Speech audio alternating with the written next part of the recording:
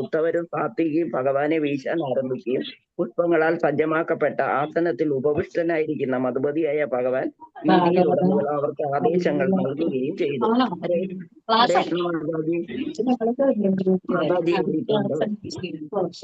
ഹരേ കൃഷ്ണ മാതാജി പ്രണാമം. ഹരേ കൃഷ്ണ മാതാജി പ്രണാമം. ഹരേ കൃഷ്ണ മാതാജി പ്രണാമം. മാതാജി ഒരെണ്ണം കൂടെ ചെല്ലിക്കോട്ടെ. മാതാജി ഒരെണ്ണം കൂടെ ചെല്ലിക്കോ. ഹരേ കൃഷ്ണ. ഓ നമോ ഭഗവതേ വാസുദേവായ. അധ്യായം 10. ദ്വാരയിലേക്ക് ശ്രീകൃഷ്ണ ഭഗവാന്റെ പ്രയാണം. ശ്ലോകം 19 അല്ലേ? അശ്രൂയന്താശിഷ സത്യാസ്തത്ര തത്ര ദുജേരിദാഹ നാനുരൂപാനുരൂപാശ നിർഗുണസ്യ ഗുണാത്മനഃ. ഹരേ കൃഷ്ണ. വിവർത്തനം ശ്രീല പ്രഭാതയ്ക്ക് ജയ്. കൃഷ്ണന് സമർപ്പിക്കപ്പെടുന്ന ആശീർവാദങ്ങൾ അവിടെയായി കേൾക്കുന്നുണ്ടായിരുന്നു. അവ അനുയോജ്യമോ അനുയോജ്യമല്ലാത്തതോ ആയിരുന്നില്ല. കാരണം അവയെല്ലാം ഇപ്പോൾ ഒരു മനുഷ്യന്റെ ഭാഗം അവതരിപ്പിച്ചുകൊണ്ടിരുന്ന നിരപേക്ഷനായ പരമ്പൊരുളിനു വേണ്ടിയുള്ളവയായിരുന്നു. ഹരേ കൃഷ്ണ മാതാജി പ്രണാമം. ഹരേ കൃഷ്ണ മാതാജി. വത്സല മാതാജി ഒരെണ്ണം ചെല്ലിക്കോളൂ. അധ്യായം 10 ശ്ലോകം 20 ആണോ മാതാജി? അതോ 21 ആണോ മാതാജി? 20. ഹരേ കൃഷ്ണ. ഇവിടെ ഭയങ്കര ഇടിമഴ. ഇപ്പഴാ മാറിയ മാതാജി. 2-3 മണിക്കൂറേറെ മഴ. ഹരേ കൃഷ്ണ. പ്രണാമം മാതാജി. അന്യോന്യമാസി സഞ്ചൽപ ഉത്തര ശ്ലോക ചേതസ കൗരവേന്ദ്രാപുരസ്ത്രീണാം സർവശ്രുതി മനോഹരാഹ. ശ്രീലപ്രഭുപാദർഗീ ജയ. വിവർത്തനം. ഉത്തമ ശ്ലോകങ്ങളാൽ പ്രവർത്തിക്കപ്പെടുന്ന ഭഗവാന്റെ അതീന്ദ്രിയ ഗുണവിചാരങ്ങളിൽ അമഗ്നരായ ഹസ്തിനപുരത്തിലെ ഭവനങ്ങളുടെ മട്ടുപ്പാവിൽ നിന്നിരുന്ന എല്ലാ സ്ത്രീജനങ്ങളും അവിടത്തെ കുറിച്ച് സംസാരിക്കാൻ ആരംഭിച്ചു. ഈ വർത്തമാനം വേദമന്ത്രങ്ങളെക്കാൾ അധികതരമായ ആകർഷകമായിരുന്നു. ഹരേ കൃഷ്ണ. പ്രണാം മാതാജി. ഹരേ കൃഷ്ണ മാതാജി. പ്രണാമം മാതാജി. ഓ നമോ ഭഗവതേ വാസുദേവായ. അധ്യായം 10 ദ്വാരകയിലേക്ക് ശ്രീകൃഷ്ണ ഭഗവാന്റെ പ്രയാണം. ശ്ലോകം 21. സാ വൈ കിലായാം പുരുഷ പുരാതനോ യാ ഏക ആസീദവിശേഷ ആത്മനി അഗ്രേ ഗുണേഭ്യോ ജഗതാത്മനീശ്വരേ നിമീലിതാത്മനിഷി സൂക്ത ശക്തിഷു. വിവർത്തനം ശ്രീല പ്രഭുപാദ്. അവർ പറഞ്ഞു, നാം സ്പഷ്ടമായി സ്മരിക്കുന്ന യഥാർത്ഥ പരമദിവ്യോത്തം പുരുഷനായ ഭഗവാൻ ഇതാ. ഭൗതിക പ്രകൃതിയുടെ ഗുണങ്ങളുടെ ആവിഷ്കാരത്തിന് മുമ്പ് അവിടുന്ന് മാത്രമാണ് നിലനിന്നിരുന്നത്. രാത്രിയിൽ നിദ്രയിലായിരിക്കുന്നത് പോലെ തങ്ങളുടെ ശക്തികൾ നിഷ്ക്രിയമായി സർവ്വജീവാത്മാക്കളും വിലയം പ്രാപിക്കുന്നതും അവിടുന്നിൽ മാത്രമാണ്. എന്തെന്നാൽ അവിടുന്ന് പരമപുരുഷനാകുന്നു. ഹരേ കൃഷ്ണ മാതാജി. പ്രണാമം മാതാജി. തുറന്നില്ല മാതാജി ഇതുവരെ. ഒരെണ്ണം കൂടെ വായിക്കാൻ പറയട്ടെ. ആരെങ്കിലും ഒരാൾ ഒരെണ്ണം കൂടെ വായിച്ചോളൂ. വേണ്ട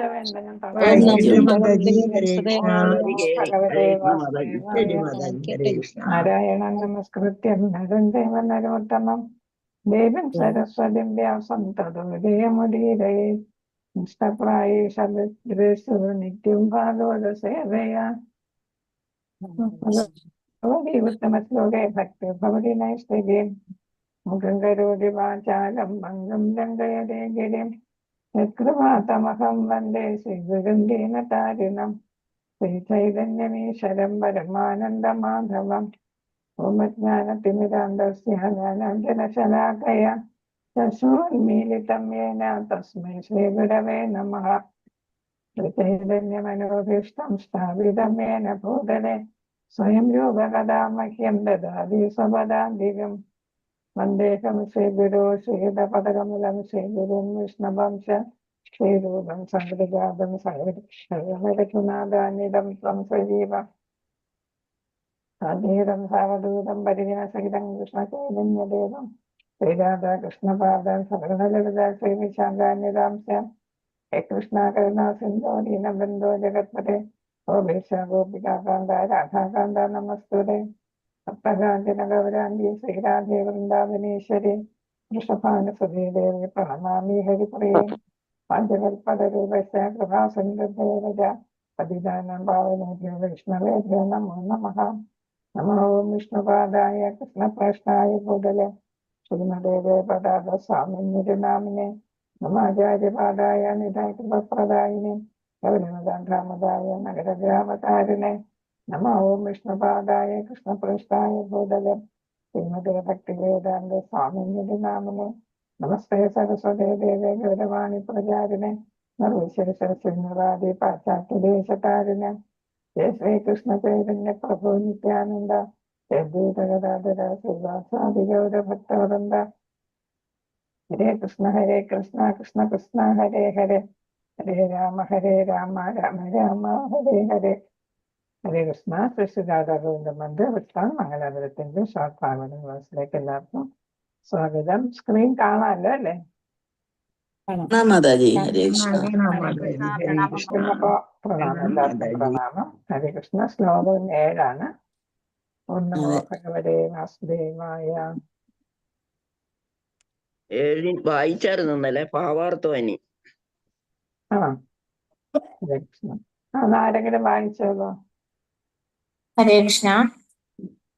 വായിച്ചോ. മന്ദസ്യ മന്ദപ്രജ്ഞസ്യ വയോ മന്ദായുശ്ച വൈ നിദ്രയാ ഹ്രിയതേ നഗ്നം ദിമാച വ്യക്തകം. 16-ാമത്തെ അധ്യായം.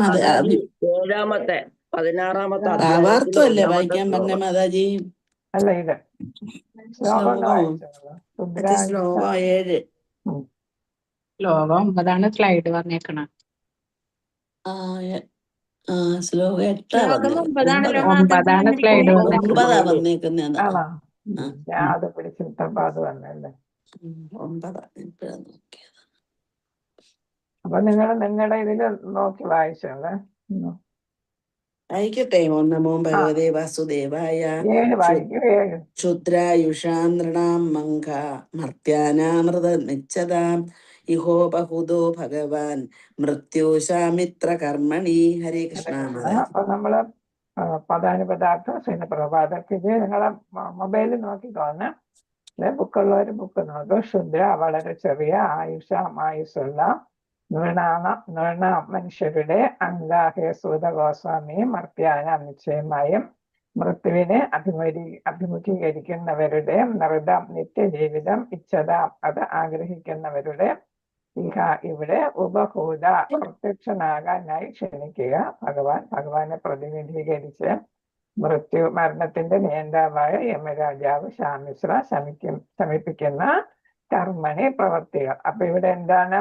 മൃത്യുവിന്റെ ദേവനായ ദേവനാരാണ്? യമരാജനെയും കൂടെ എന്ത് ചെയ്തു? എന്തിനു ക്ഷണിച്ചു? ഈ 1000 വർഷം നീണ്ടു നിൽക്കുന്ന യജ്ഞത്തിന് നൈമിഷാരണ്യത്തിലെ മുനിമാർ വിളിക്കുകയുണ്ടായി എന്നാണ് പറയുന്നത്. അപ്പൊ എന്താണ്? യമരാജന് തന്നെ അങ്ങോട്ട് വിളിക്കുമ്പോൾ നമ്മൾ മരണത്തിൽ നിന്ന് രക്ഷപ്പെടുന്നു എന്നുള്ളതാണ്. അപ്പൊ അദ്ദേഹം ഇവിടെ ഇരിക്കുമ്പോ അദ്ദേഹത്തിന് യജ്ഞത്തിൽ നിൽക്കുമ്പോ യമരാജന്റെ ഡ്യൂട്ടീസ് ചെയ്യാൻ പറ്റുമോ? ഇല്ലല്ലോ, അല്ലേ? അതാണ് അതാപ്പുള്ള പറയും. വിവർത്തനം ഭാവാർത്ഥ ശ്രീല പ്രഭാതൊക്കെ അല്ലയോ സൂത ഗോസ്വാമി, മനുഷ്യരിൽ ചിലർ ഹ്രസ്വ ജീവിതത്തിന് പകരം മരണത്തിൽ നിന്ന് സ്വതന്ത്രരായി ശാശ്വത ജീവിതം ആഗ്രഹിക്കുന്നു. അവർ മൃത്യുവിന്റെ നിയന്താവായ യമരാജനെ ആഹ്വാനം ചെയ്യുക വഴി സംഹാര പ്രക്രിയയ്ക്ക് വിധേയമാകുന്നതിൽ നിന്നും രക്ഷപ്പെടുന്നു. അപ്പൊ എന്താണ്? യമരാജനെ തന്നെ വിളിക്കുമ്പോ എന്ത് ചെയ്യുന്നു? ഈ സംഹാര പ്രക്രിയ മരണത്തിന് വിധേയമാകുന്നതിൽ നിന്ന് അവർ രക്ഷപ്പെടും. അപ്പൊ മനുഷ്യന്റെ സ്വഭാവമാണ് എന്താ? നമുക്ക് 100 വർഷമേ ഉള്ളൂ അല്ലെ ജീവിതം. പക്ഷെ നമ്മൾ എന്താണ്? ഒരുപാട് വർഷക്കാലം ജീവിക്കണമെന്ന് വിചാരിക്കും. നമുക്ക് ഈ കലിയുഗത്തിൽ 100 വർഷമാണ്. അപ്പൊ അതിൽ കൂടുതൽ വർഷം ജീവിക്കണമെന്നാണ് ശാശ്വത ജീവിതം ആഗ്രഹിക്കാനും മനുഷ്യർ. പക്ഷെ അത് കിട്ടത്തില്ല. അപ്പൊ അതുകൊണ്ട് എന്ത് ചെയ്യുന്നു? ഇവിടെ 1000 വർഷം യജ്ഞം ചെയ്യണം അല്ലേ? അപ്പൊ എന്ത് ചെയ്തു? യമദേവനെ തന്നെ അങ്ങോട്ട് ക്ഷണിച്ചു. അപ്പൊ നമ്മുടെ ആയുസ് എന്ത് ചെയ്യുന്നു? കൂടി കിട്ടുന്നു അല്ലേ? യമദേവന് തന്റെ ഡ്യൂട്ടി ചെയ്യാനായിട്ട് പറ്റുന്നില്ല. അപ്പൊ നമ്മുടെ വയസ്സ് എന്ത് ചെയ്യുന്നു? കൂടി വരുന്നു എന്നുള്ളതാണ്. ഭാവാർത്ഥം ശ്രീല പ്രഭാതത്തിന്റെ താഴ്ന്ന തലത്തിലുള്ള മൃഗങ്ങളുടെയും മനുഷ്യന്റെയും സ്വഭാവത്തിനെയും പിന്നെ ശാസ്ത്രജ്ഞരുടെ പ്രയത്നത്തിനെയൊക്കെ ഇവിടെ പറയുകയാണ്. ശാസ്ത്രജ്ഞർ വയസ്സ് കൂട്ടാനായിട്ട് എന്തൊക്കെ ചെയ്യുന്നു എന്നൊക്കെ ഉള്ളതാണ് ഇവിടെ പറയുന്നത്. താഴ്ന്ന മൃഗജീവിതത്തിൽ നിന്നും ഉന്നതമായ മനുഷ്യ ജീവിതത്തിലേക്കും ശ്രേഷ്ഠമായ ബുദ്ധിതലങ്ങളിലേക്കും ക്രമേണ വികാസം പ്രാപിക്കുന്ന ജീവസത്ത മൃത്യുവിന്റെ കരാളഹസ്തത്തിൽ നിന്ന് സ്വതന്ത്രനാകാൻ ഉത്സുകനായി തീരുന്നു. അപ്പൊ മനുഷ്യന്റെ സ്വഭാവം എന്താണ്? മരണത്തിൽ നിന്ന് എങ്ങനെയെങ്കിലും രക്ഷപ്പെടുക. അപ്പൊ നമ്മൾ എന്താണ്? മൃഗജീവിതത്തിൽ നിന്ന് ഉയർന്നു നമ്മൾ അഷ്ടാംഗയോഗയിലൊക്കെ നമ്മൾ കണ്ടു, അഷ്ടാംഗയോഗയിലൊക്കെ നമ്മൾ കണ്ടു ഏറ്റവും താഴ്ന്ന ജീവിതമാണ്. താഴ്ന്നതിൽ നിന്നാണ് മുകളിലോട്ട് നമ്മൾ കയറി പോകുന്നത്. അപ്പൊ ഏറ്റവും താഴ്ന്നത് മൃഗങ്ങളുടെ ആനിമൽ ലൈഫ് എന്നതിൽ കാണിച്ചിരുന്നു. അവിടെ നിന്ന് ഉയർന്നു നമ്മൾ വരുന്നത്. അപ്പൊ താഴ്ന്ന മൃഗജീവിതത്തിൽ നിന്നും ഉന്നതമായ മനുഷ്യ ജീവിതത്തിലേക്ക് എത്തിച്ചേരുന്നു. അവിടെ നിന്ന് എവിടോട്ട് പോകുന്നു? ശ്രേഷ്ഠമായ ബുദ്ധിതലങ്ങളിലേക്ക്. ഇവിടെ എന്തിനാ ബുദ്ധി? ഭഗവാനെ പ്രാപിക്കാൻ തക്ക ജ്ഞാനം നേടി നമ്മൾ സാധനയൊക്കെ ചെയ്ത് ഭഗവാനെ പ്രാപിക്കാൻ വേണ്ടിയിട്ടാണ് നമുക്ക് നമ്മുടെ ബുദ്ധി നമ്മൾ ഉപയോഗിക്കേണ്ടത് എന്നാണ്. അപ്പം മൃഗത്തിൽ നിന്നും മനുഷ്യനായി എന്ന് വെച്ചാൽ 84 ലക്ഷം ജീവജാലങ്ങളില്ലേ? അപ്പൊ അതിൽ ഏറ്റവും ഉന്നതം ഏതാണ്? മനുഷ്യ ജീവിതം. അപ്പൊ മനുഷ്യ ജീവിതത്തിലെത്തി. എന്നിട്ട് എന്താണ്? നമുക്ക് വിവേക ബുദ്ധിയുണ്ട്. മൃഗങ്ങൾക്ക് ഇല്ലാത്ത വിവേക ബുദ്ധി. ചില മൃഗങ്ങൾക്ക് അത്യാവശ്യമുണ്ട് അല്ലേ? പക്ഷെ മനുഷ്യന് ബുദ്ധി ധാരാളമുണ്ട്, വിവേക ബുദ്ധി ധാരാളമുണ്ട്. അതിനെ നമ്മൾ എന്ത് ചെയ്യുന്നു? വികസിപ്പിച്ച് എന്ത് ചെയ്യുന്നു? മൃത്യുവിന്റെ കരാളഹസ്തം. കരാളഹസ്തം എന്ന് പറഞ്ഞാൽ എന്താ? നീരാളിപ്പിടുത്തമാണ് അല്ലേ? അതിൽ നിന്ന് നമുക്ക് ഒരു തരത്തിൽ രക്ഷപ്പെടാനായിട്ട് പറ്റത്തില്ല. അതാണ് കരാളഹസ്തം എന്ന് പറയാൻ കാരണം. സ്വതന്ത്രനാകാൻ നമുക്ക് അതിയായിട്ടുള്ള താല്പര്യമുണ്ട്. അതിനുവേണ്ടി ആധുനിക ശാസ്ത്രജ്ഞന്മാർ എന്ത് ചെയ്യുന്നു? ശരീരശാസ്ത്രത്തിന്റെയും രസതന്ത്ര വിജ്ഞാനത്തിന്റെയും പുരോഗതിയെ മുൻനിർത്തി മരണത്തെ വെല്ലാൻ പരിശ്രമിക്കുന്നു. അപ്പൊ നമുക്ക് എങ്ങനെ ആയുസ് കൂട്ടാം എന്നാണ് ആര് നോക്കുന്നത്? ആധുനിക ശാസ്ത്രജ്ഞന്മാർ. അപ്പൊ ശരീരഘടനയൊക്കെ കുറിച്ച് പഠനം നടത്തിയും അതേപോലെ തന്നെ രസതന്ത്ര വിജ്ഞാനം. അപ്പൊ നമ്മുടെ എന്താണ്? ശരീരത്തിന് ആയുസ് കൂട്ടാനും ആരോഗ്യം നിലനിർത്താനും. അതുകൊണ്ടാണ് ഇപ്പൊ കൂടുതൽ വയസ്സന്മാരും വയസ്സുകളാണ് കൂടുതലുള്ളതല്ലേ? സീനിയർ സിറ്റിസൺസ് ആണ് ഇപ്പൊ ജനസംഖ്യയിൽ കൂടുതലുണ്ട്. കാരണം എന്താണ്? നമുക്ക് ശരിയായിട്ടുള്ള മെഡിക്കൽ ചികിത്സകളൊക്കെ കിട്ടുന്നു. അത് കാരണം എന്ത് ചെയ്യുന്നില്ല? നമ്മൾ പണ്ടത്തെ പോലെ ചെറുപ്പത്തിലൊന്നും മരണം അടയുന്നില്ല. അപ്പൊ ആധുനിക ശാസ്ത്രജ്ഞന്മാരുടെ ഒരു പ്രവൃത്തിയാണത്. അപ്പൊ മരണത്തെ വെല്ലാനായിട്ട് ശ്രമിക്കുന്നു, മറികടക്കാനായിട്ട്. പക്ഷെ ആ കഷ്ടം ആ ശാസ്ത്രജ്ഞന്റെ സ്വന്തം ജീവൻ പോലും വിട്ടുകൊടുക്കാത്ത വിധം അത്രയ്ക്ക് ക്രൂരനാണ് മരണദേവനായ യമരാജൻ. അപ്പൊ എന്താണ്? വയസ്സെങ്ങനെ കൂട്ടാമെന്ന് മെഡിക്കൽ സയൻസിലും എല്ലാത്തിലും എന്ത് ചെയ്യുന്നു? ഓരോ പരീക്ഷണം നടത്തി നമ്മുടെ അസുഖങ്ങളെയൊക്കെ മാറ്റാനും അല്ലെങ്കിൽ പിടിച്ചു നിർത്താനും ഒക്കെ നോക്കുന്ന ആ ശാസ്ത്രജ്ഞൻ തന്നെ എന്ത് ചെയ്യുന്നു? യമദേവന്റെ പിടിയിൽപ്പെടുന്നു. അപ്പൊ അദ്ദേഹം എല്ലാം കണ്ടുപിടിക്കും. പക്ഷെ അദ്ദേഹം തന്നെ ചിലപ്പോൾ ആദ്യം പോകേണ്ടി വരും എന്നാണ്. കാരണം എന്താണ്? യമരാജൻ എല്ലാം ടൈം ബൗണ്ട് ആയിട്ടാണ് ചെയ്യുന്നത്. കാലനാണല്ലേ? അപ്പൊ ഓരോ കാലത്ത് എന്തൊക്കെ നടക്കണോ അതൊക്കെ നടക്കും. ആരൊക്കെയാണ് മരണപ്പെടേണ്ടതെന്ന് വെച്ചാൽ അതെല്ലാം ആ കാലത്ത് തന്നെ നടക്കും. നമുക്ക് ഒരു നിമിഷം പോലും നീട്ടിത്തരാനായിട്ട് സാധിക്കത്തില്ല അല്ലെ? നീട്ടിത്തരാൻ ഭഗവാൻ വിചാരിച്ചാൽ നടക്കും. ഭഗവാൻ വിചാരിച്ച നമുക്ക് മരണമില്ലാത്ത അവസ്ഥയിലോട്ട് പോകാം അല്ലേ? ഇപ്പൊ പരീക്ഷയ്ക്ക് മരണത്തെ അറിഞ്ഞതുപോലും ഇല്ല അല്ലെ? അപ്പൊ അങ്ങനത്തെ അവസ്ഥയിൽ ഭഗവാൻ വിചാരിച്ചാൽ നടക്കും. ഭൗതികതയിൽ നിൽക്കുമ്പോൾ നമുക്ക് എന്തുണ്ടാകുന്നു? മരണമുണ്ട്, വീണ്ടും ജനനവുമുണ്ട്. അപ്പൊ ശാസ്ത്രജ്ഞനെ പോലും എന്ത് ചെയ്യുന്നു? യമരാജൻ ആ സമയമാകുമ്പോൾ പിടികൂടുന്നു. ശാസ്ത്രജ്ഞാനത്തിന്റെ പുരോഗതിയുടെ അടിസ്ഥാനത്തിൽ മരണത്തെ തടയാമെന്ന സിദ്ധാന്തം മുന്നോട്ട് വെക്കുന്ന ശാസ്ത്രജ്ഞന്മാർ പോലും യമരാജൻ വന്ന് വിളിക്കുമ്പോൾ സ്വയം മൃത്യുവിന് ഇരയായി തീരുന്നു അല്ലെ? വലിയ വലിയ കണ്ടുപിടുത്തം നടത്തുന്നവരെല്ലാം എന്ത് ചെയ്യുന്ന സമയമാകുമ്പോൾ പോകേണ്ടി വരുന്നു. മരണത്തെ തടുക്കുന്നതിനെ കുറിച്ച് എന്ത് പറയാനാണ്? അപ്പൊ ആർക്കും മരണത്തെ കുറിച്ച് തടുക്കാനായിട്ട് പറയത്തില്ല. ഈവൻ ഇതാണ് നമ്മുടെ ആരോഗ്യ സംരക്ഷണത്തിലൂടെ ആയുസ് കൂട്ടാൻ ശ്രമിക്കുന്ന ശാസ്ത്രത്തിന് പോലും യമരാജന്റെ പിടിയിൽ നിന്ന് രക്ഷപ്പെടാനായിട്ട് പറ്റില്ല. ആർക്കും തന്നെ ഹ്രസ്വമായ ആയുസിന്റെ ഒരു നിമിഷത്തിന്റെ ഒരു അംശം പോലും ദീർഘിപ്പിക്കുവാൻ സാധ്യമല്ല. അപ്പൊ സെക്കൻഡ് പോലും നമുക്ക് നീട്ടി കിട്ടുന്നില്ല എന്നാണ് ഇവിടെ പറയുന്നത്. യമരാജന്റെ ക്രൂരമായ സംഹാര പ്രക്രിയയെ മാറ്റി നിർത്താനുള്ള ഏക പ്രത്യാശ അദ്ദേഹത്തെ ഭഗവാന്റെ തിരുനാമ ജപത്തിനും ശ്രവണത്തിനുമായി ക്ഷണിച്ചു വരുത്തുകയാണ്. ഇപ്പൊ ഇവിടെ യജ്ഞം നടത്തുന്നു. അവിടെ യജ്ഞത്തിൽ എന്താ നടക്കുന്നത്? ഭഗവാന്റെ നാമജപവും അല്ലെ എല്ലാമാണ് നടക്കുന്നത് അല്ലെ? അപ്പൊ ആ തിരുനാമ ജപത്തില് പങ്കെടുക്കുമ്പോൾ നാമ ജപിക്കുകയും അതേപോലെ നാമജപം ശ്രവിക്കുകയും ഒക്കെ ചെയ്യുമ്പോൾ എന്ത് ചെയ്യുന്നു? അദ്ദേഹം യമരാജന് അദ്ദേഹത്തിന്റെ സംഹാര പ്രക്രിയ ചെയ്യാനായിട്ട് സാധ്യമല്ലാതെ വരും. അതാണ് ഏക വഴി, പ്രത്യാശ, ഹോപ്പ്. അത് മാത്രമേ ഉള്ളൂ. ഭഗവാന്റെ മഹാഭക്തനാണ് ആര്? യമരാജനും. നിരന്തരം ഭഗവത് ഭക്തിയുടെ സേവനത്തിൽ നിരതരായ ശുദ്ധ ഭക്തരുടെ കീർത്തനങ്ങളിലും യജ്ഞങ്ങളിലും ക്ഷണിക്കപ്പെടുന്നത് അദ്ദേഹത്തിന് പ്രിയങ്കരമാണ്. അപ്പൊ അദ്ദേഹം ശുദ്ധ ഭക്തനായതുകൊണ്ട് തന്നെ യജ്ഞത്തിലും സങ്കീർത്തനത്തിലും എല്ലാത്തിലും ശുദ്ധ ഭക്തരുടെ കീർത്തനത്തിലൊക്കെ പങ്കെടുക്കാൻ അദ്ദേഹത്തിനും താല്പര്യമുണ്ട്. അങ്ങനെ ശൗനക ഋഷിയുടെ നേതൃത്വത്തിലുള്ള ശ്രേഷ്ഠ ഋഷിമാർ നൈമിഷാരണ്യത്തിൽ നിർവഹിക്കപ്പെടുന്ന യജ്ഞത്തിൽ പങ്കെടുക്കാൻ യമരാജനെ ക്ഷണിച്ചു. അപ്പൊ എന്താണ്?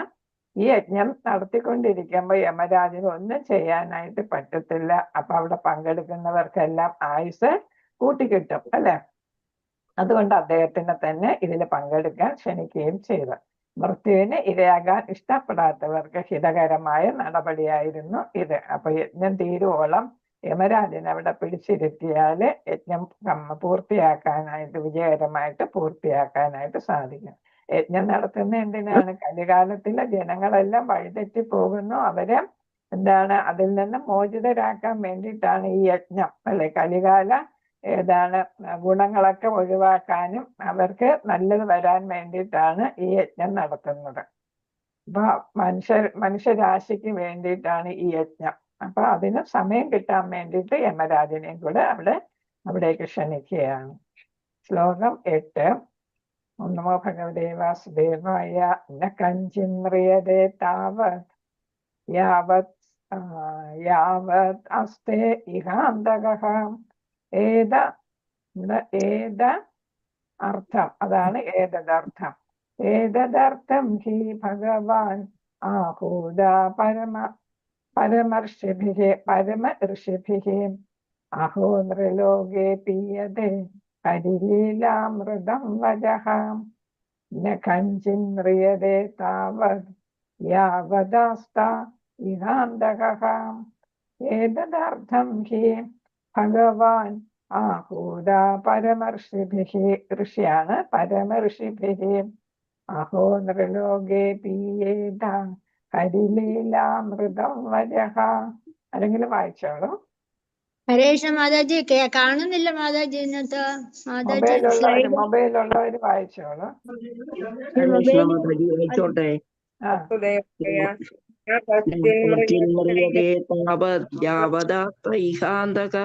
ഏതദർത്ഥം ഹി ഭഗവാനാഹൂത പരമർഷിഭിः അഹോ നൃലോകേ പീയേത ഹരിലീലാമൃതം വജഃ. എല്ലാവരുടെയും മൊബൈലിൽ ഇതുണ്ടല്ലോ, നോക്കിക്കോളൂ. മൊബൈലില് നീങ്ങുന്നില്ല മാതാജി. അവിടെ അങ്ങനെ തന്നെ ഇരിക്കുവോ? ശ്ലോകം 9 തന്നെ അങ്ങ് ഇരിക്കുക. അല്ല, അത് നേരത്തെ ഉള്ളത് എടുക്കും മാതാജി. നേരത്തെ ഞാൻ ഇട്ടിരുന്നത്. മാതാജിയുടെ കയ്യിലുള്ള PDF എടുക്കും മാതാജി. നേരത്തെ ഇട്ട PDF. നേരത്തെ ഇട്ടത്. പിന്നിട്ടതല്ല, അതിന് മുന്നേ ഒരു PDF ഉണ്ട്, അതെടുക്കും. ഇത് ഞാൻ ചിലപ്പോ ഇത് ഇല്ലെങ്കിലും വിചാരിച്ച് ഞാൻ ഇന്നെടുത്ത് ഇട്ടതാണ്. ഏതദർത്ഥം ഹി ഭഗവാനാഹൂത പരമർഷിഭിः അഹോ നൃലോകേ പീയേത ഹരിലീലാമൃതം വജഃ. കൃഷ്ണ ഋഷിഭിയാണ്. പരമ ഋഷിഭിः. പരമർഷിഭി ഹരേ കൃഷ്ണ. പരമർഷിഭി. ഹരേ കൃഷ്ണ. പദാനുപദാർത്ഥം ശ്രീല പ്രഭുപാദ കി ജയം.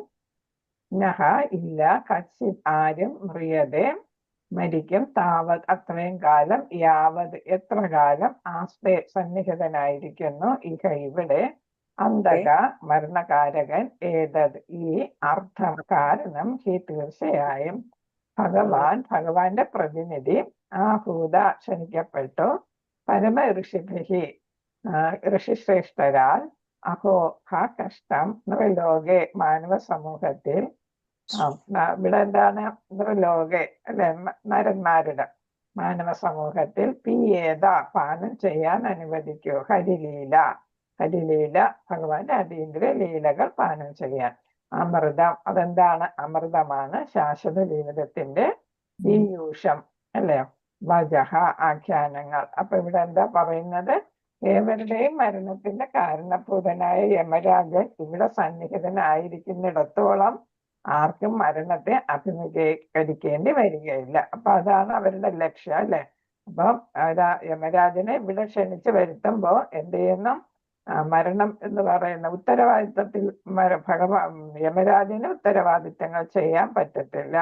അപ്പൊ ആർക്കും മരണം വരില്ല. ഋഷിശ്രേഷ്ഠന്മാർ മരണത്തിന്റെ നിയന്താവും ഭഗവത് പ്രതിനിധിയുമായ യമരാജനെ ക്ഷണിച്ചിട്ടുണ്ട്. മരണത്തെ നിയന്ത്രിക്കുന്നത് ആരാണ്? യമദേവൻ. അപ്പൊ അദ്ദേഹവും പിന്നെ അദ്ദേഹം ആരും കൂടെയാണ്? ഭഗവാന്റെ പ്രതിനിധിയുമാണ്, അല്ലെ? അങ്ങനെ ക്ഷണിച്ചിട്ടുണ്ട്. അപ്പൊ മരണം ശിക്ഷകൾ കൊടുക്കാനുമൊക്കെ ഏൽപ്പിച്ചിരിക്കുന്ന ആളാണ് ഭഗവാൻ ആയിട്ട് ഏൽപ്പിച്ചിരിക്കുകയാണ്. അദ്ദേഹത്തിന്റെ കൈപ്പിടിയിലുള്ള ജീവജാലങ്ങൾ അതീന്ദ്രിയമായ ഭഗവത് ഗീത ആഖ്യാന രൂപത്തിലുള്ള മൃത്യുവിനെ വെല്ലുന്ന കഥാമൃത ശ്രവണത്തിന്റെ ഈ ആനുകൂല്യം പ്രയോജനപ്പെടുത്തണം. അപ്പൊ ഇവിടെ അദ്ദേഹത്തെ ഇങ്ങോട്ട് ക്ഷണിച്ചു വരുമ്പോ എന്ത് ചെയ്യുന്നു? എല്ലാവർക്കും എന്ത് ചെയ്യാൻ സാധിക്കും? മരണം വരിക്കേണ്ട ജീവജാലങ്ങൾക്കെല്ലാം, അതാണ് അദ്ദേഹത്തിന്റെ കൈപ്പിടിയിലുള്ള ജീവജാലങ്ങൾ. അപ്പൊ മരണം വരിക്കേണ്ട ജീവജാലങ്ങളൊക്കെ എന്ത് ചെയ്യും? അതീന്ദ്രിയമായ ഭഗവത് ലീല ആഖ്യാന രൂപത്തിലുള്ള മൃത്യുവിനെ വെല്ലുന്ന കഥാമൃത ശ്രവണത്തിന്റെ. അപ്പൊ എന്താണ് ഇത്? കഥാമൃത ശ്രവണത്തിന്റെ പ്രത്യേകത എന്താണ്? മൃത്യുവിനെ വെല്ലുന്നതാണ്, അല്ലെ? മൃത്യുവിനെ വെല്ലുന്നതാണ്. അപ്പൊ ഈ കഥാമൃതം എന്താണ്? ഭഗവത് ലീല ആഖ്യാന രൂപത്തിലുള്ള. അപ്പൊ അതിനെ എന്താണ്? കഥയായിട്ട്, അല്ലെ, രചിച്ചിരിക്കുകയാണ്. അപ്പൊ ഭഗവത് ലീല കഥകൾ കേൾക്കുമ്പോ എന്ത് ചെയ്യുന്നു? അത് മൃത്യുവിനെ ഇല്ലാതാക്കുന്നു, അല്ലെ? അല്ലെങ്കിൽ മൃത്യുവിനെ അങ്ങോട്ട് മാറ്റി നിർത്തുന്നു, അല്ലെ? എന്തായാലും മരണം വരും.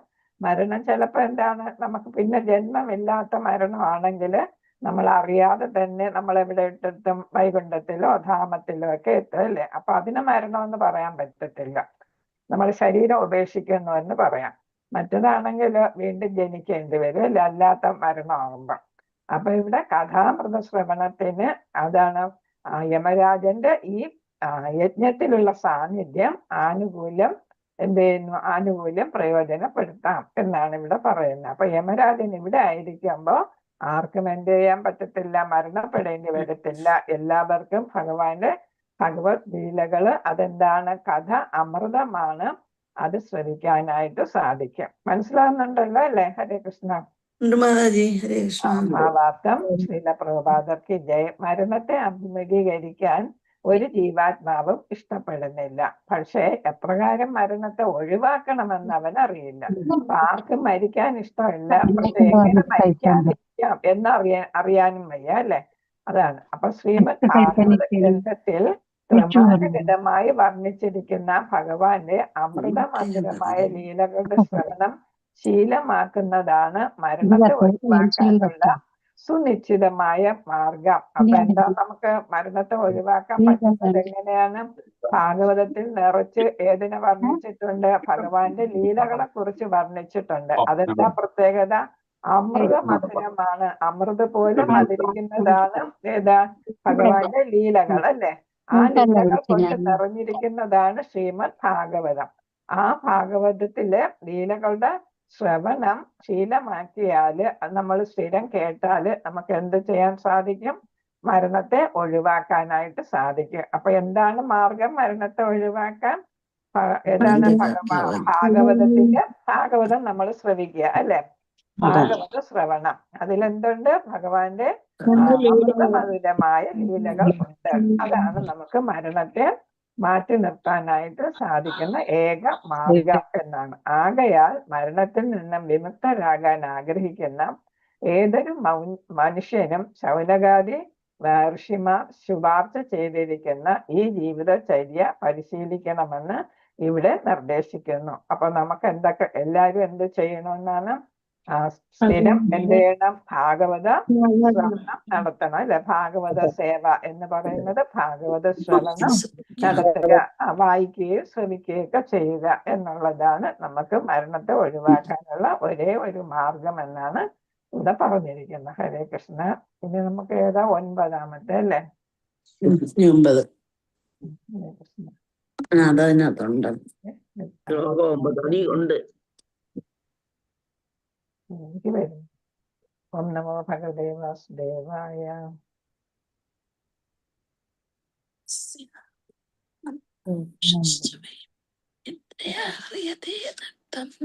ആരെങ്കിലും വായിച്ചോളൂ, ഞാൻ ഒന്ന് എടുക്കട്ടെ. ഹരേ കൃഷ്ണ. വായിക്കാം മാതാജി. ഓം നമോ ഭഗവതേ വാസുദേവായ. മന്ദസ്യ മന്ദപ്രജ്ഞസ്യ വയോ മന്ദായുഷസ്യ വൈ നിദ്രയാ ഹ്രിയതേ നക്തം ദിവാച വ്യർത്ഥകർമ്മഭിഃ. ഹരേ കൃഷ്ണ. 9 അല്ലേ? 9. കൃഷ്ണ. മന്ദസ്യ മന്ദപ്രജ്ഞസ്യ വയോ മന്ദായുഷസ്യ വൈ നിദ്രയാ ഹ്രിയതേ നക്തം ദിവാച വ്യർത്ഥകർമ്മഭിഃ. ഹരേ കൃഷ്ണ. പദാനുപദാർത്ഥം ശീലപ്രഭാതർത്തിജെ. മന്ദസ്യ അലസരുടെ, മന്ദ ശുദ്രമായ, പ്രജ്ഞസ്യ ബുദ്ധിയുടെ, വയഃ വയസ്സ്, മന്ദ ഹ്രസ്വമായ, ആയുഷഃ ആയുസിന്റെ, ച വൈ ശരിക്കും, നിദ്രയ ഉറങ്ങിക്കൊണ്ട്, ഹ്രിയതേ കഴിച്ചുകൂട്ടുന്നു, നക്തം രാത്രി, ദിവ പകൽ, ച വ്യർത്ഥമായ, കർമ്മിഭിഃ കർമ്മങ്ങളാൽ. ഹരേ കൃഷ്ണ. അപ്പൊ ഇവിടെ വിവർത്തനം ഭാവാർത്ഥം ശീലപ്രഭാതർത്തിജെ എല്ലാം പോയി. അപ്പൊ നിങ്ങൾ എന്താണ് വിവർത്തന മാതാജി കാണുന്നില്ലേ? വിവർത്തനം. ക്ഷുദ്രബുദ്ധികളും അല്പായുസുക്കളുമായ. കാണാമോ? ഇല്ല, ഇറങ്ങുന്നതേ ഉള്ളൂ. ഇറങ്ങുന്നു. വരുന്നില്ല. ഹരേ കൃഷ്ണ. ക്ഷുദ്രബുദ്ധികളും അല്പായുസുക്കളുമായ അലസരായ മനുഷ്യർ രാത്രി ഉറങ്ങിയും പകൽ വ്യർത്ഥമായ പ്രവൃത്തികളിൽ ഏർപ്പെട്ട് സമയം ചെലവഴിക്കുന്നു. ഇപ്പൊ കാണുന്നുണ്ടല്ലോ അല്ലേ? ഹരേ കൃഷ്ണ.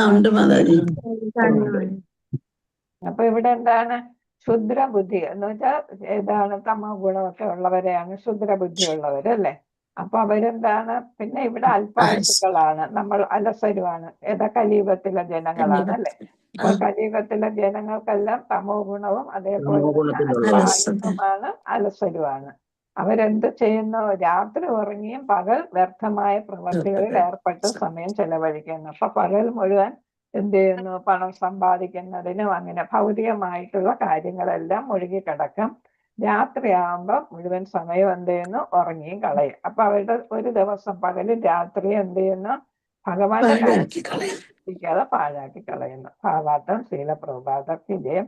അല്പം ബുദ്ധികളായവർ മനുഷ്യജന്മത്തിന്റെ യഥാർത്ഥ മൂല്യം എന്തെന്ന് അറിയുന്നില്ല. അപ്പൊ ഇത്രയും ലക്ഷം ജീവാത്മാക്കളുടെ ഇതിൽ നിന്നാണ് നമുക്ക് ശ്രേഷ്ഠമായ മനുഷ്യജീവിതം കിട്ടിയതെന്ന് ആരും മനസ്സിലാക്കുന്നില്ല. ഈ വിവേകമില്ലാത്ത അല്ലെ വിഡ്ഢികളായിട്ടുള്ള മനുഷ്യർ മനസ്സിലാക്കുന്നില്ല. ജീവാത്മാക്കളുടെ മേൽ ക്ലേശങ്ങളുടെ കർക്കശ നിയമങ്ങൾ നടപ്പിലാക്കുന്ന ഗതിയിൽ ഭൗതിക പ്രകൃതിയുടെ വിശേഷ വരപ്രസാദമാണ് മനുഷ്യരൂപത്തിലുള്ള ജന്മം. അപ്പൊ എന്താണ്? നമുക്ക് ത്രിവിധ ക്ലേശങ്ങളൊക്കെ എന്ത് ചെയ്താ? ആദി ഭൗതികം,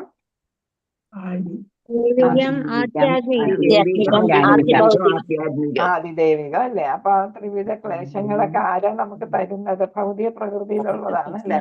അപ്പൊ ഭൗതിക പ്രകൃതിയാലാണ് നമുക്ക് ഈ ത്രിവിധ ക്ലേശങ്ങളൊക്കെ ഉണ്ടാക്കുന്നത്. അതാണ് വിശേഷ വരപ്രസാദം എന്നാണ് ഇവിടെ പറഞ്ഞിരിക്കുന്നത്. അപ്പൊ അങ്ങനെ ത്രിവിധ ക്ലേശങ്ങളോട് കൂടിയുള്ള ഈ ഭൗതിക പ്രകൃതി നമുക്ക് എന്താണ്?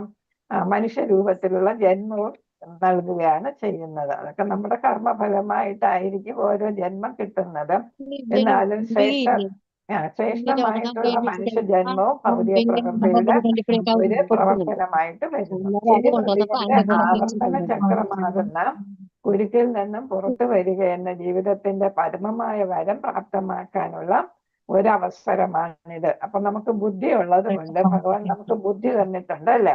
ആ ബുദ്ധി ഉപയോഗിച്ച് നമ്മൾ എന്ത് ചെയ്യുന്നു? ഇനി ഒരു ജനനം ഇല്ലാത്ത അവസ്ഥയിൽ, അതാണ് cycle of death and birth അല്ലേ.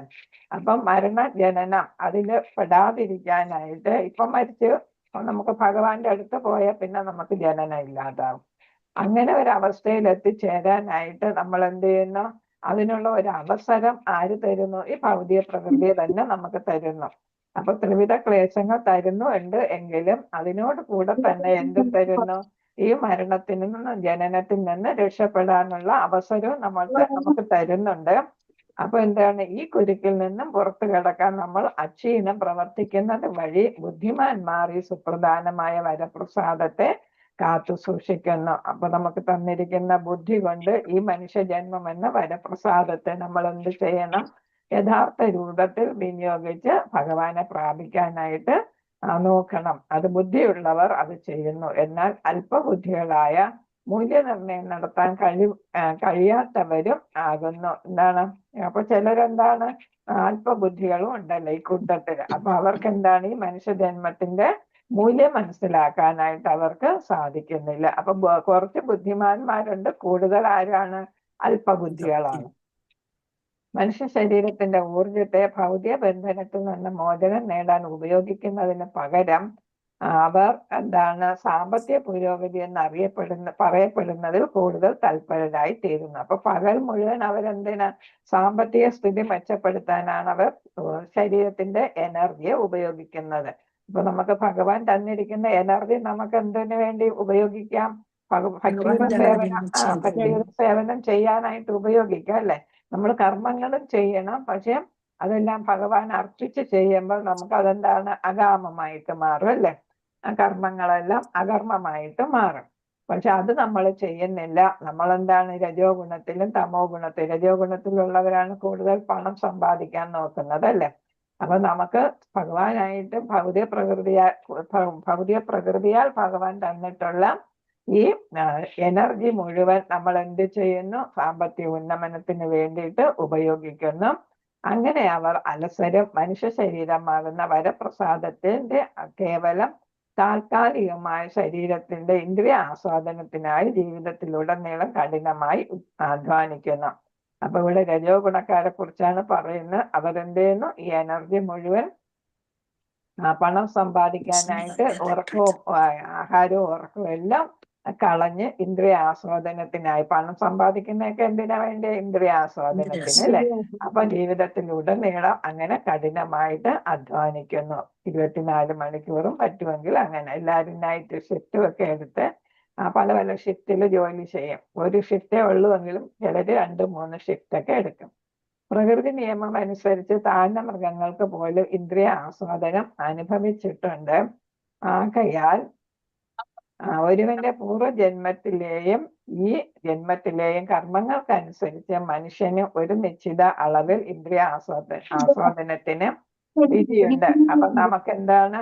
നമുക്ക് നിശ്ചിത അളവില് ഇന്ദ്രിയ ആസ്വാദനം നമുക്ക് അനുവദിച്ചിട്ടുണ്ട്, ചെയ്യാം അല്ലെ? അതിൽ തെറ്റില്ല. പക്ഷെ ഇവിടെ നമ്മൾ എന്താണ് ചെയ്യുന്നത്? 24 മണിക്കൂറും ഇന്ദ്രിയ ആസ്വാദനത്തിന് വേണ്ടി പണം സമ്പാദിക്കാനായിട്ട് അല്ലെ? വീട് വെച്ചാൽ പല പല വീടുകൾ വേണം, വലിയ വലിയ വാഹനങ്ങൾ വേണം, അങ്ങനെയുള്ള സുഖ സൗകര്യങ്ങൾക്ക് വേണ്ടിയിട്ട് ഇതെല്ലാം ഇന്ദ്രിയ ആസ്വാദനം. അതിന് വേണ്ടിയിട്ട് ചെലവാക്കി വെറുതെ കളയുന്നു എന്നാണ്. നമുക്ക് ആവശ്യത്തിനാകാം, പിന്നെ എന്താണ്? അത് അധികമാകരുത് എന്നാണ് ഇവിടെ പറയുന്നത്. പക്ഷേ മനുഷ്യ ജീവിതത്തിന്റെ ആത്യന്തിക ലക്ഷ്യം വെറും ഇന്ദ്രിയ ആസ്വാദനമല്ലെന്ന് മനസ്സിലാക്കാൻ ഒരുവൻ തീർച്ചയായും പരിശ്രമിക്കണം. ലക്ഷ്യം ഇന്ദ്രിയ ആസ്വാദനം അല്ലാതെ മറ്റൊന്നും അല്ലാത്തതിനാൽ ഒരുവൻ പകൽ സമയത്ത് വ്യർത്ഥമായി ജോലി ചെയ്യുന്നുവെന്ന് ഇവിടെ പറഞ്ഞിരിക്കുന്നു. അപ്പം ഭഗവാനെ കുറിച്ച് ചിന്തിക്കണം. നമ്മൾ ഏതാണ് അതീന്ദ്രിയ തലത്തിലേക്ക് എത്തണം എന്ന് വിചാരിക്കാതെ എന്ത് ചെയ്യുന്നു? കിട്ടുന്ന സമയം മുഴുവൻ നമ്മൾ ജോലി ചെയ്ത് വ്യർത്ഥമാക്കി കളയുന്നു പണസമ്പാദനത്തിന് വേണ്ടിയിട്ട്. മഹാനഗരങ്ങളിലും വ്യാവസായിക പട്ടണങ്ങളിലും മനുഷ്യർ എപ്രകാരമാണ് വ്യർത്ഥമായി വ്യാപൃതരായിരിക്കുന്നതെന്ന് നമുക്ക് വിശേഷിച്ച് നിരീക്ഷിക്കുവാൻ കഴിയുന്നു. അപ്പൊ പ്രഭുപാദർ പറയുന്ന ഏതാണ്? വ്യാവസായിക പട്ടണങ്ങളിലൊക്കെ ഫാക്ടറികളിൽ എന്താണ്, ഒരു ഷിഫ്റ്റിന് പകരം പല ഷിഫ്റ്റുകളല്ലേ ജോലി ചെയ്യാം. അപ്പൊ ആരോഗ്യം മുഴുവൻ അങ്ങനെ നശിപ്പിച്ച് കളയുകയാണ് പണം സമ്പാദിക്കാൻ വേണ്ടിയിട്ട് എന്നാണ് ഇവിടെ പറയുന്നത്. മനുഷ്യശക്തിയാൽ നിരവധി വസ്തുക്കൾ നിർമ്മിക്കപ്പെടുന്നുണ്ടെങ്കിലും അവയെല്ലാം പക്ഷേ ഇന്ദ്രിയ ആസ്വാദനത്തിന് ഉള്ളതാകുന്നു. മനുഷ്യശക്തിയാൽ ഉണ്ടാക്കുന്നതെല്ലാം ഭൗതികമായിട്ടുള്ള വസ്തുക്കളാണ് അല്ലെ? അതേസമയം നമ്മൾ ആന്തരികമായിട്ടുള്ള നമ്മുടെ ശക്തിയാണ് വികസിപ്പിക്കേണ്ടത് അല്ലെ? ഹൃദയം, മനസ്സ്, ബുദ്ധി, അതൊക്കെ നമ്മൾ വേണ്ട വിധത്തിൽ ഉപയോഗിക്കാനായിട്ട് വികസിപ്പിക്കണം. അതിന് നമ്മൾ ശ്രമിക്കുന്നില്ല എന്നാണ്. ഭൗതികമായിട്ടുള്ള പല പല കാര്യങ്ങൾ അല്ലെ, IT യുഗം എന്നൊക്കെ പറയുമ്പോൾ അവിടെ എന്താ വരുന്ന ഭൗതിക നേട്ടങ്ങളാണ് വരുന്നത് അല്ലെ. അല്ലാതെ ഭൗതിക ബന്ധത്തിൽ നിന്ന് സ്വതന്ത്രമാകാൻ ഉള്ളവയല്ല. നമ്മൾ കൂടുതൽ കൂടുതൽ സുഖ സൗകര്യം വരുമ്പോൾ അത്രയും നമ്മൾ ഭൗതികതയിലേക്ക് വീഴുന്നു എന്നാണ് പറയുന്നത്. പക്ഷെ നമുക്ക് ഉപയോഗിക്കാം. ഇപ്പം ഞാൻ പറഞ്ഞില്ലേ, കാർ ഉപയോഗിക്കുന്നു, ഫ്ലൈറ്റ് ഉപയോഗിക്കുന്നു, അതെല്ലാം നമുക്ക് ഭഗവാനുമായി ബന്ധപ്പെടുത്തിയുള്ള പ്രവർത്തനങ്ങൾക്ക് ഉപയോഗിച്ചാൽ കൊള്ളാം. നമ്മളിപ്പോ തന്നെ മിക്സി, ഗ്രൈൻഡർ ഇതൊക്കെ ഉപയോഗിക്കുന്നു, അതൊക്കെ നമുക്ക് സമയ ലാഭം വരുന്നു അല്ലേ. ആ സമയം നമുക്ക് ലാഭിച്ച സമയം നമുക്ക് എന്തിനു ഉപയോഗിക്കാം? ഭക്തിയുടെ സേവനത്തിന് ഉപയോഗിക്കാം. പക്ഷെ അതിന് പകരം നമ്മൾ എന്താ ചെയ്യുന്നു? TV കണ്ടും മൊബൈൽ കണ്ടും അല്ലെ, വെറുതെ സംസാരിച്ചും ആവശ്യമില്ലാത്ത ബുക്കുകൾ വായിച്ചും ഒക്കെ നമ്മൾ സമയം വെറുതെ കളയുന്നു. അപ്പൊ നമുക്ക് ഈ ഭൗതിക നേട്ടങ്ങളൊക്കെ ഉപയോഗിക്കാം, പക്ഷെ അതിലൂടെ ലാഭിക്കുന്ന സമയം നമ്മൾ ശരിയായ രീതിയിൽ വിനിയോഗിക്കണം എന്നാണ്. മാത്രവുമല്ല, പകൽ കഠിനാധ്വാനം ചെയ്യുന്ന മനുഷ്യർ രാത്രി തളർന്നുറങ്ങുകയോ അല്ലെങ്കിൽ ലൈംഗിക ബന്ധത്തിൽ ഏർപ്പെടുകയോ ചെയ്യുന്നു. അല്പബുദ്ധിയുടെ ഭൗതികമായ പരിഷ്കൃത ജീവിത പദ്ധതിയാണ് ഇത്. അപ്പൊ പകല് കഠിനാധ്വാനം ചെയ്യും, രാത്രി തളർന്നുറങ്ങും, അല്ലെങ്കിൽ എന്ത് ചെയ്യുന്നു? ലൈംഗിക ബന്ധത്തിൽ ഏർപ്പെടുന്നു. ആകയാലാണ് അവരെ ഇവിടെ അലസരും നിർഭാഗ്യരും അല്പ ആയുസുക്കളുമായി ചൂണ്ടിക്കാണിച്ചിരിക്കുന്നത്. അപ്പൊ എന്താണ് അലസർ എന്ന് പറയുമ്പോൾ അവരെന്താണ്? ആത്മീയമായിട്ടുള്ള കാര്യങ്ങളൊന്നും ചെയ്യുന്നില്ല, പണസമ്പാദനത്തിന് വേണ്ടി പകല് മുഴുവൻ എന്ത് ചെയ്യുന്നു? ചെലവഴിക്കും. ഇപ്പൊ ഭഗവാനെ കുറിച്ച് ചിന്തിക്കാതെ മനുഷ്യ ജീവിതം വ്യർത്ഥമാക്കി കളയുന്നത് കൊണ്ട് അവര് എന്ത് പറയുന്നു? നിർഭാഗ്യരെന്ന് പറയുന്നു അല്ലെ. ഇപ്പൊ നമ്മളൊക്കെ ഭാഗ്യമുള്ളവരാണ്, ഭഗവാനെ കുറിച്ച് ചിന്തിക്കാനൊക്കെ നമുക്ക് സമയം കിട്ടുന്നു, നമ്മളെ ബുദ്ധി ഉപയോഗിക്കുന്നു. അപ്പൊ അല്പായുസുക്കളായിട്ടും മാറുന്നു. കാരണം എന്താണ്? പകൽ മുഴുവൻ ഇങ്ങനെ കഠിനാധ്വാനം അല്ലെ, പലരും ഊണും ഉറക്കവും ഒക്കെ കളഞ്ഞും അത് ഇങ്ങനെ പ്രവർത്തിക്കുമ്പോൾ അവരുടെ ആരോഗ്യം ക്ഷയിക്കും. അങ്ങനെ അവര് അല്പായുസുക്കളായിട്ട് മാറുകയും ചെയ്യും. ഹരേ കൃഷ്ണ. വാഞ്ചകൽപതരൂപശ്ച കൃപാ സിന്ധുഭ്യേവച പതിദാന പാവനേഭ്യോ വൈഷ്ണവേഭ്യോ നമോ നമഃ. അനന്തകോടി വൈഷ്ണവ ഭക്തവൃന്ദ की जय, श्रील प्रभुपाद की जय, गुरु महाराज की जय, कृष्णदास भागवतम की जय. हरे कृष्ण हरे हरे, हरे राम हरे राम, ഹരേ രാം ഹരേ രാമ രാമ രാമ ഹരേ ഹരേ.